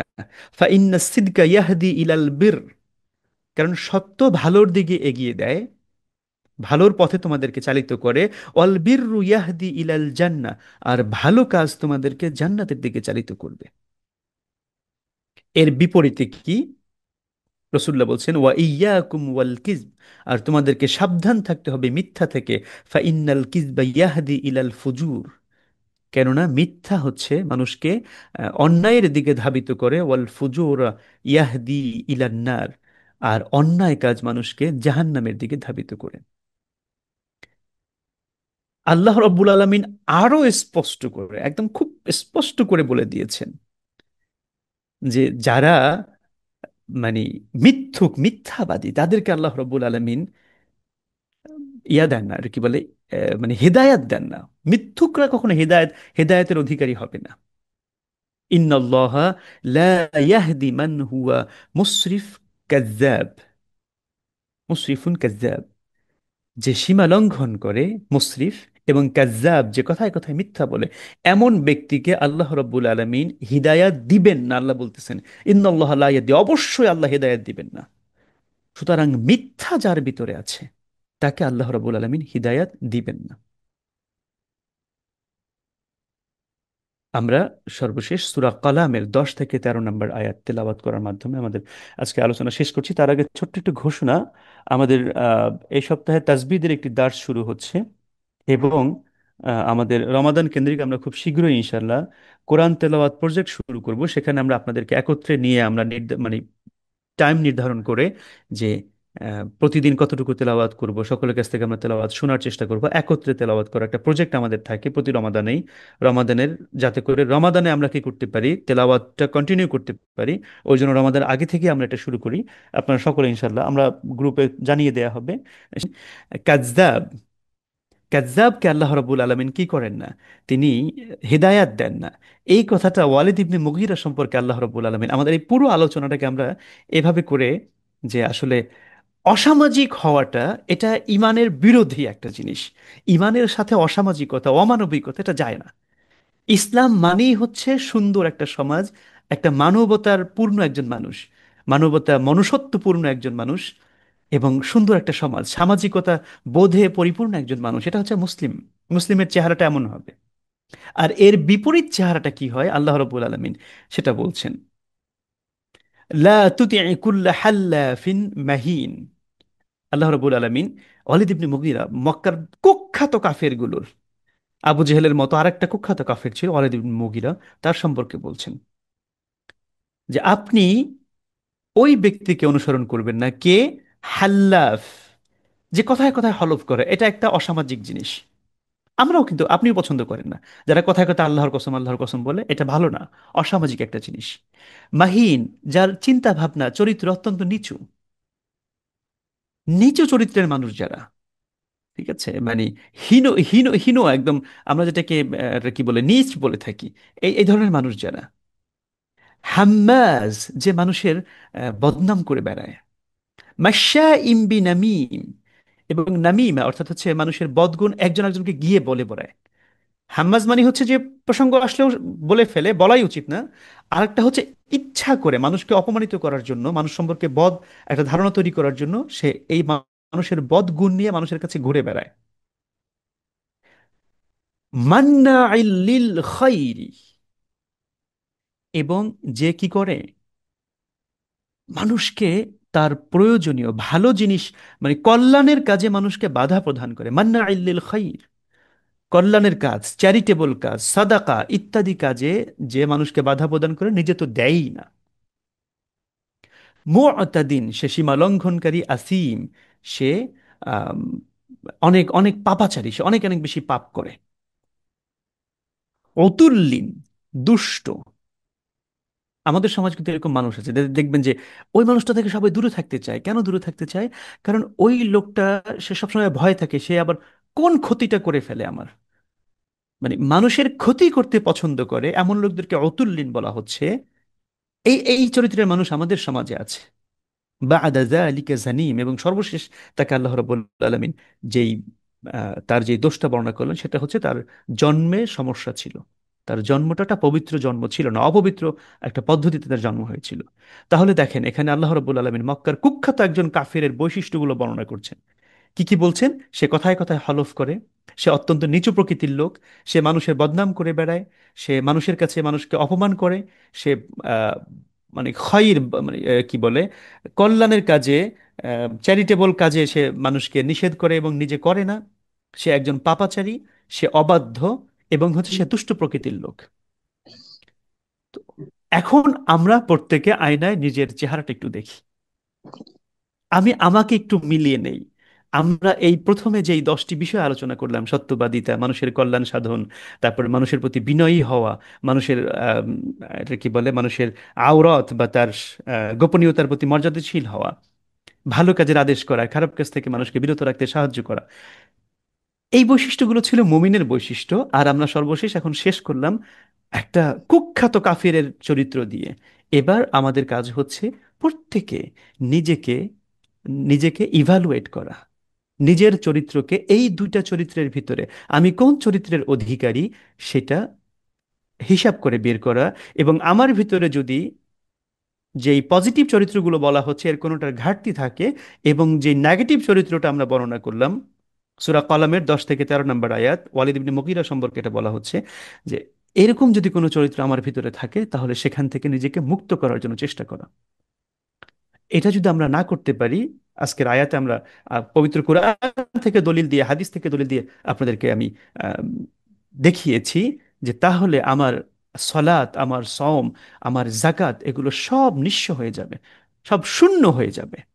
আল্লাহর কাছে এর কোনো মূল্য থাকবে না যদি আমি ব্যক্তি ভালো হতে না পারি, যদি সমাজের মানুষের কাছে আমি একজন উপকারী মানুষ হিসাবে, একটা ভালো মানুষ হিসাবে, যাকে মানুষ আস্থা রাখতে পারে যার উপরে, এমন মানুষ হিসেবে যদি নিজেকে উপস্থাপন করতে না পারি। আল্লাহ রাব্বুল আলামিন আমাদের সকলকে সকলকে রসূল সাল্লাল্লাহু আলাইহি সাল্লামের চরিত্রে চরিত্রবান হওয়ার তৌফিক দান করুন।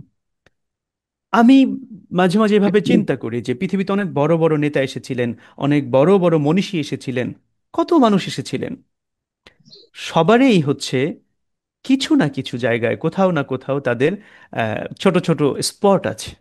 আমরা যত বড় নেতার কথা কল্পনা করি না কেন, তাদের কোথাও না কোথাও একটু ব্ল্যাক স্পট আছে।